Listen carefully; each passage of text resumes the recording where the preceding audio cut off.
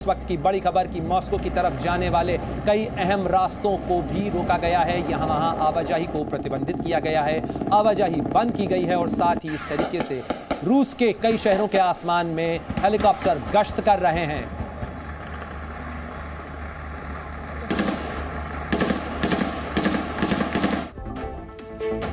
और इस वक्त की बड़ी खबर आपको बता दें, बेलारूस से इस वक्त एक बड़ी खबर आ रही है। बेलारूस के राष्ट्रपति ने देश छोड़ा है। लुकाशेंको बेलारूस के राष्ट्रपति, उनके देश छोड़ने की खबर आ रही है और ये पूरा इलाका, उस इलाके के हिसाब से ये बहुत बड़ी खबर हो सकती है। बेलारूस के राष्ट्रपति लुकाशेंको का देश छोड़ना, इस तरीके की खबरें आ रही हैं कि उन्होंने देश छोड़ दिया है। हालांकि इसकी कोई आधिकारिक पुष्टि अभी नहीं हुई है, लेकिन इस तरीके की खबरें सूत्रों के हवाले से आ रही हैं कि बेलारूस के राष्ट्रपति ने देश छोड़ा है। हाल ही में रूस की तरफ से जो एटमी हथियार हैं वो बेलारूस को देने की बात कही गई थी और साथ ही रूस यूक्रेन युद्ध के हिसाब से जो दोहरा मोर्चा, जो दूसरा मोर्चा था वो बेलारूस का था। रूस का एक बड़ा सैन्य सहयोगी युद्ध के मोर्चे पर एक बड़ा साथी बेलारूस है और बताया जा रहा है कि बेलारूस के राष्ट्रपति ने देश छोड़ा है।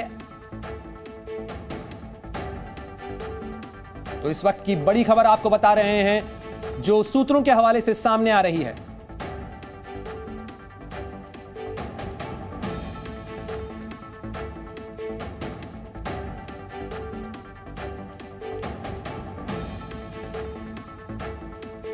और अलेक्जेंडर लुकाशेंको के देश छोड़ने की खबर सामने आ रही है और यह बड़ा झटका हो सकता है, नाटकीय घटनाक्रम हो सकता है। सीधे रुख करेंगे मेरे सहयोगी कृष्णमोहन मिश्रा, लगातार हमारे साथ जुड़े हुए हैं, इन खबरों पर पैनी नजर रखते हैं। कृष्णमोहन, अब खबर आ रही है कि अलेक्जेंडर लुकाशेंको, जो कि पुराने और करीबी सहयोगी हैं पुतिन के, वो अगर देश छोड़ के गए हैं, क्या इसकी कोई तस्दीक, क्या कुछ जानकारी? प्रणय, आज का दिन शायद पुतिन के लिए बहुत ख़राब साबित हो सकता है। पहले तो वैगनार ग्रुप की बगावत की खबरें हैं जो कि अब पोस्ट हो चुकी हैं। दूसरी खबर जो आ रही है वो और ज़्यादा परेशान करने वाली होगी पुतिन के लिए।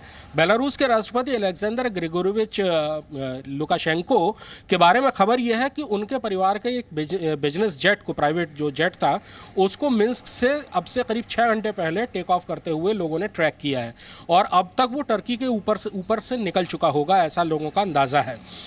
लुकाशेंको पुतिन के दाएं हाथ, आप उनको समझ लीजिए। 94 में जब से बेलारूस स्वतंत्र देश हुआ तब से वो राष्ट्रपति हैं, बहुत बड़े तानाशाह हैं। पुतिन के साथ उनके बड़े अच्छे ताल्लुकात हैं। पुतिन यूक्रेन के युद्ध में बेलारूस, आप इसको ऐसे समझिए कि दो तरफ से यूक्रेन को घेरा जा रहा है, रूस और दूसरी तरफ से बेलारूस। पुतिन ने अपने न्यूक्लियर हथियार भी कुछ ही दिन पहले बेलारूस में रखवाए थे। बेलारूस से यूरोप की दूरी काफ़ी कम है और अगर बेलारूस युद्ध में पूरी तौर पर साथ देता है, जो कि देता रहा है अभी तक, तो यूक्रेन के लिए दो तरफ से मोर्चे खुलते हैं। अब लुकाशेंको के साथ मई में ऐसी खबरें आई थी कि पुतिन के साथ उनके कुछ मतभेद हुए हैं। यहाँ तक कि मॉस्को जब आए विक्ट्री डे परेड में, उसके बाद ये कहा गया कि उनको क्रेमलिन की तरफ से जहर देने की कोशिश की गई और उसके बाद उनकी तबीयत खराब हो गई। उसके बाद लंबे अरसे से वो बहुत ज़्यादा एक्टिव नहीं देखे जा रहे थे। आज सुबह की खबर ये है, यानी मिन्स्क जो बेलारूस की राजधानी है, उसके समय के हिसाब से लगभग आधी रात के वक्त वहाँ से एक बिजनेस जेट जो कि लुकाशेंको परिवार का है, वो वहाँ से निकला है। समझा जाता है कि उसमें लुकाशेंको हो सकते हैं। अगर ये खबर लुकाशेंको जो है वो एक राष्ट्र प्रमुख है, वो किसी दौरे पर भी हो सकते हैं। आखिर ये क्यों कहा जा रहा है, आपसे समझने की कोशिश कर रहे हैं कि ये क्यों कहा जा रहा है कि वो मुल्क छोड़कर जा सकते हैं? बहुत अजीब बात है, क्योंकि जब भी कोई राष्ट्रपति जाता है तो वो एक पहले से सूचना होती है, हर जगह एक प्रोटोकॉल होता है और उनको कहाँ जाना है, उनकी एक आइटनरी होती है, कहाँ जाना है, किससे मिलना है। एक एक मिनट का समय निर्धारित होता है जो कि पब्लिक नॉलेज में डाला जाता है। ऐसा कुछ हुआ नहीं। एक बिजनेस जेट रात के अंधेरे में निकला है और ऐसा दावा किया जा रहा, हो सकता है ये अभी सिर्फ प्रोपेगेंडा हो, अभी इस खबर की कोई पुष्टि नहीं है, लेकिन बहुत ज़ोर शोर से ये खबरें आ रही हैं कि लुकाशेंको देश छोड़कर भाग गए। उनके देश छोड़ने की वजह दो हो सकती हैं, या तो पुतिन के साथ वो रास्ता अपने बदलना चाहते होंगे, या वो वैगनार ग्रुप की बगावत से घबरा गए होंगे। बेलारूस में भी वैगनार ग्रुप के लड़ाकों की अच्छी खासी तादाद है जो कि वहाँ से हमले शुरू करते हैं यूक्रेन की तरफ। तो या तो वो वैगनार ग्रुप के लड़ाकों के डर से भागे हैं, या वो पुतिन के साथ अपने रास्ते अलग करना चाहते हैं। दोनों ही स्थितियों में पुतिन और क्रेमलिन के लिए ये अच्छा समाचार नहीं है। लुकाशेंको एक डिक्टेटर हैं। 1994 से अब तक, यानी आप अंदाज़ा लगा लीजिए कि 30 साल का वक्त हो चुका है, 30 साल से ज़्यादा का, कि जब से वो एक छत्र राष्ट्रपति बेलारूस के बने हुए थे। क्रेमलिन का उनको निर्बाध समर्थन रहा है, पुतिन का तो खास तौर पर रहा, और यूक्रेन के साथ लड़ाई शुरू होने के बाद बेलारूस बहुत महत्वपूर्ण जगह बन गई है रूसी सेना के लिए, रूसी कृष्णमोहन, जी न्यूज़ के लिए आप उस लड़ाई के मोर्चे को रिपोर्ट कर चुके हैं। आपसे समझने की कोशिश करेंगे कि आखिर इस लड़ाई के मोर्चे का क्या रुख पलट सकता है इस घटनाक्रम के बाद। बहुत अप्रत्याशित मोड़ आया है आज प्रणय, क्योंकि अभी तक जो स्थितियां थी उससे ये लग रहा था कि पुतिन की सारी स्ट्रेटजीज कामयाब रही हैं। पूरी सर्दियां उन्होंने अपनी फौज को टैक्टिकल विड्रॉल किया और उन जगहों से पीछे लाए जहां सर्दी की वजह से फौज को मेंटेन करने में दिक्कत हो सकती है।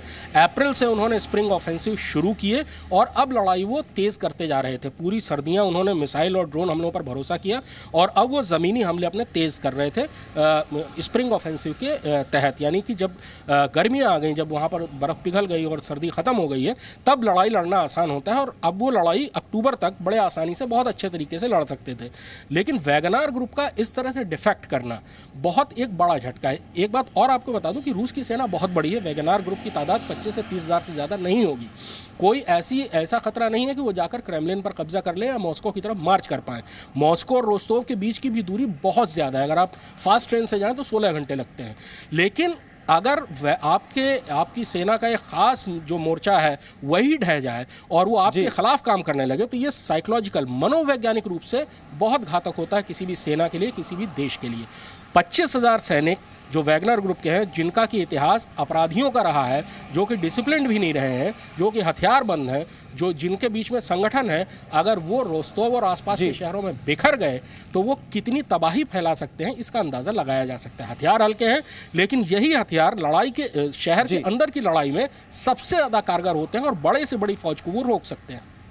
शुक्रिया इस तमाम जानकारी के लिए कृष्णमोहन। आपका आप नजर बनाए रखें, जो भी अपडेट होगा वो सबसे पहले आपको जी न्यूज़ पर देंगे। चलिए खबरों के सफर में आगे बढ़ते हैं और आपको इस वक्त बता दें 11 बजे की कुछ बड़ी खबरें। रूस की प्राइवेट आर्मी वैगनर ग्रुप की बगावत की खबर है। जानकारी के मुताबिक राष्ट्रपति पुतिन के खिलाफ वैगनर ग्रुप ने विद्रोह किया है। वैगनर ग्रुप ने यह विद्रोह यूक्रेन की सेना के साथ मिलकर किया है। इस ग्रुप ने रूस के रक्षा मंत्री को हटाने का आह्वान किया गया है। वैगनर ग्रुप के चीफ ने अपने कदम को लेकर दावे भी किए हैं। मॉस्को की सड़क पर टैंक दिखे, लोगों में भय दिख रहा है। बड़ी संख्या में वैगनर ग्रुप के लड़ाके मॉस्को की ओर बढ़ रहे हैं। इन्हें रोकने के लिए रास्ते में रूसी सेना ने भी भारी मोर्चाबंदी कर दी है। इस ग्रुप के लड़ाकों ने यूक्रेन में रूसी सेना के साथ मिलकर युद्ध भी लड़ा है।